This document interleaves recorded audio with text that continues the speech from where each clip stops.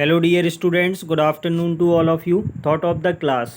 Silence is the most perfect experience of scorn. It means silence जो है वो सबसे अच्छा एक्सपीरियंस है किसका? स्कॉर्न का।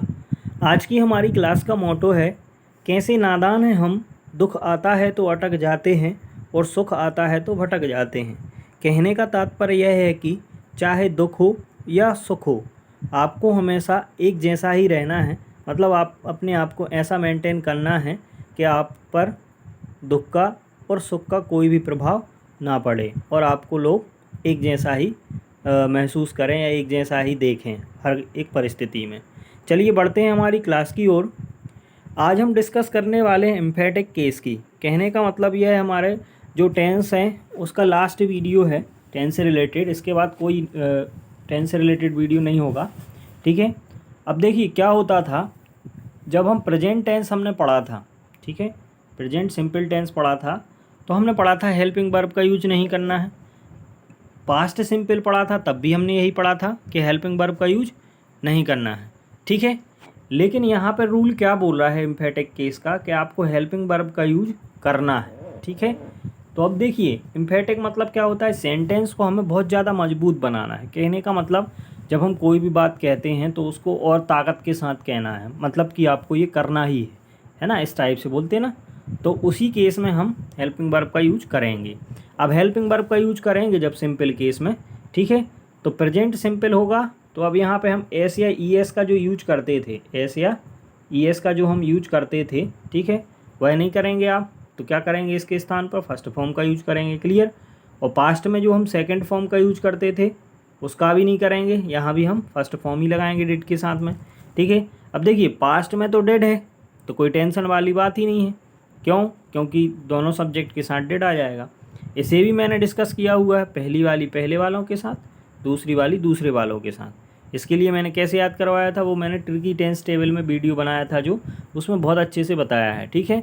तो जिनने वो वीडियो नहीं देखा है तो ट्रिकी टेंस टेबल का वीडियो देखिए, और ज़्यादा कन्फ्यूजन हो तो प्रेजेंट सिंपल का भी देख लेना और पास्ट सिंपल का भी देख लेना, जिसकी लिंक डिस्क्रिप्शन बॉक्स में आपको मिल जाएगी, ठीक है। या फिर चैनल पर जाकर आप वीडियो की लिस्ट में भी वीडियो देख सकते हैं। अब देखो डू डस जो है यहाँ पे आपको हेल्पिंग वर्ब किसके साथ कौन सी लगानी है वो देख लेते हैं ज़रा एक बार। तो ही सी इट नेम जो हमारे सिंगुलर सब्जेक्ट होते हैं उनके साथ में डज लग जाएगा, ठीक है। और आयु दे भी प्लूरल जो हमारे सब्जेक्ट होंगे उनके साथ में हम डू लगा देंगे। अब देखिए प्रेजेंट का सेंस के लिए यहाँ पे मैंने है लिखा हुआ है कि जहाँ है मिल जाएगा आपको, ठीक है। और पास्ट के सेंस के लिए मैंने यहाँ पे था लिख दिया है, तो आप था से समझ जाएंगे कि ये पास्ट है, ठीक है। अब देख लेते हैं कुछ एग्जाम्पल्स। सबसे पहले हम डिस्कस करने वाले हैं कौन से टेंस को, प्रेजेंट सिंपल टेंस के एग्जाम्पल। अब देखिए इसमें 6 केस नहीं होंगे, क्यों? क्योंकि 6 केस में तो फिर वो टेंस में पहुंच जाओगे आप, ठीक है। तो सिंपल सिंपल ही बनेगा।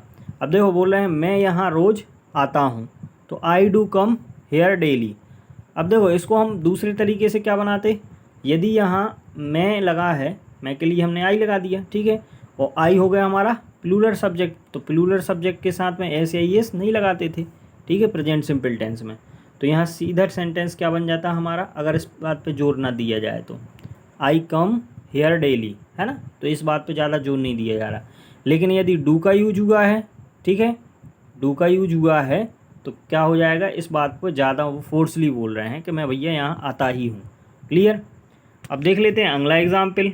अगला एग्जाम्पल जैसे आप देखें तो यहाँ पे क्या बोल रहा है, भूकंप जापान में आते हैं, है ना। तो इस बात पे भी जोर दिया जा रहा है। तो यहाँ पे क्या दिख रहा है आपको, एस, है ना, तो प्लूरल बन गया, प्लूरल बन गया तो डू आ गया, ठीक है, कम इन जापान।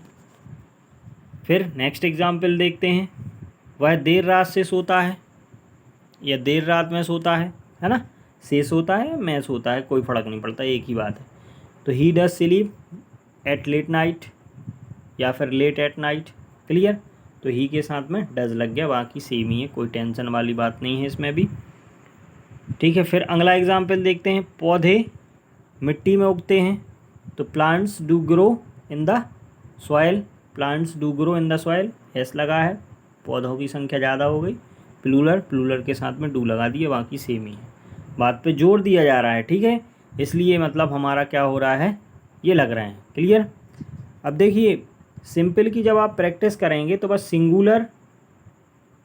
सिंगुलर सब्जेक्ट और प्लूरल सब्जेक्ट का आपको ध्यान रखना है, ठीक है। क्यों? क्योंकि सिंगुलर सब्जेक्ट्स जो हमारे पढ़े हैं, सिंगुलर नाउन भी बोल सकते हैं उनको, उनके साथ में हमारा डज आना है, ठीक है, और प्लूरल के साथ में हमारा डू आना है। तो याद रखना आप ये, और आप सेल्फ प्रैक्टिस कीजिए इन सेंटेंसेस की। फिर हमारा नेक्स्ट है पास्ट सिंपल। अब पास्ट सिंपल में हमने पढ़ा था, हम क्या करते थे, वर्ब की सेकंड फॉर्म का यूज करते थे। जैसे कि यहाँ पे आप देख रहे हैं पहला एग्जाम्पल, वह कल हॉकी खेला, ठीक है, तो क्या बन जाता, ही प्लेड हॉकी एस्टरडे। इसमें ईडी लग जाता, मतलब वर्ब की सेकंड फॉर्म लग जाती, वो बन जाता, तो भी सही था। लेकिन बात पे जोड़ दिया जा रहा है तो यहाँ पे क्या हो जाएगा, डिड लग जाएगा, तो डिड के साथ में वर्ब की फर्स्ट फॉर्म आ जाएगी, है ना। तो he did play hockey yesterday, clear. फिर अगला एग्जाम्पल देखते हैं, लड़कों ने अपना पाठ याद किया, ठीक है, तो यहाँ पे the boys did learn their lesson. अब यहाँ पे लर्न की सेकंड फॉर्म लगा कर भी बना सकते थे हम, डिड हटा देते तो, है ना, लेकिन बात पे ज़्यादा फोर्स नहीं दिया जाता, मतलब स्ट्रॉन्ग नहीं होता सेंटेंस। फिर अगला देख लेते हैं, मैं देर से आया, ठीक है, देर से आया, तो आई केम लेट सेकंड फॉर्म लगा देते तो भी सही था, लेकिन बात पे जोड़ दिया जा रहा है तो यहाँ पे क्या, डिड का यूज कर लिया, आई डिड केम, केम की जगह पे क्या हो गया, कम फर्स्ट फॉर्म, है ना, I did come late, okay. फिर हमारा अगला एग्जाम्पल है, सीता ने मधुर गाना गाया, क्लियर। तो अब देखिए सीता के साथ में तो पक्का डिड ही आएगा, क्यों, क्योंकि ये तो सिंगल ही है, तो Sita did sing a sweet song, ठीक है। अब यहाँ पे डिड ना लगाते और सिंग का सेकंड फॉर्म संग लगा देते तो भी हमारा क्या था, ये सही माना जाता सेंटेंस, ठीक है। लेकिन वहाँ पे क्या हो जाता है दिक्कत, स्ट्रॉन्ग सेंटेंस नहीं बनता, मतलब बात पे जोर नहीं दिया जाता। फिर हमारा अगला एग्जाम्पल है, तुम स्कूल गए, ठीक है, तो क्या बन जाएगा, you did go to school, ये तो क्लियर हो गया होगा। अब देखिए सेल्फ प्रैक्टिस करनी है आपको, जितने ज़्यादा सेंटेंस हो सकें उतने आपको स्वयं बनाने हैं, ठीक है। सेल्फ प्रैक्टिस कीजिए, वर्ब और सब्जेक्ट को बदलते रहिए, है ना, जिससे आपको हेल्पिंग वर्ब अच्छे से याद हो जाए किसके साथ में कौन सी आनी है, ठीक है। तो आपको कोई भी इससे रिगार्डिंग में डाउट नहीं रहेगा। यदि फिर भी कोई भी डाउट रहता है तो आप कमेंट सेक्शन में मुझे कमेंट करिए। यदि ज़्यादा बच्चों का डाउट सेम हुआ तो मैं उस पर सेल्फ वीडियो बनाऊंगा और आपका जो भी डाउट होगा उसको क्लियर कर दूंगा, ठीक है। इनसे आपको मैंने अभी तक जितना भी टेंस का पोर्शन डिस्कस किया हुआ है, पिछले वीडियोज़ में मैंने जितने भी टेंस के रिगार्डिंग में जो भी चीज़ें मैंने बताई हैं आपको, जितने भी रूल्स रेगुलेशन बताए हैं वो सारे आप नोट कर लीजिए, है ना। जो आपको हेल्प करेंगे किस में, स्पोकन में तो मदद करेंगे ही, ठीक है, स्पोकन में तो मदद कर ही रहे हैं, और साथ साथ आप कोई भी कंपटीशन एग्ज़ाम देते हैं, ठीक है, तो उसमें ये ग्रामर के जो रूल हैं वो आपको काम में आएंगे, ठीक है। तो थैंक यू, मिलते हैं नेक्स्ट वीडियो में।